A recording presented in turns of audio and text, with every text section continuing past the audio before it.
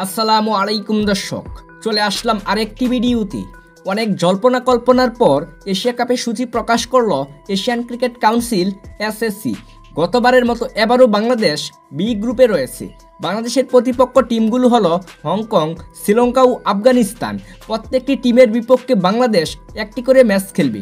চলুন আর কথা না বাড়িয়ে দেখে নেই বাংলাদেশ দলের সবগুলো ম্যাচের চূড়ান্ত সময়সূচি। এশিয়া কাপ টি-20 2025 বাংলাদেশের প্রথম ম্যাচ বাংলাদেশ বনাম হংকং। ম্যাচটি শুরু হবে আগামী 11 সেপ্টেম্বর 2025, সময় রাত 8 ঘটিকায়, ভেন্যু সংযুক্ত আরব আমিরাত।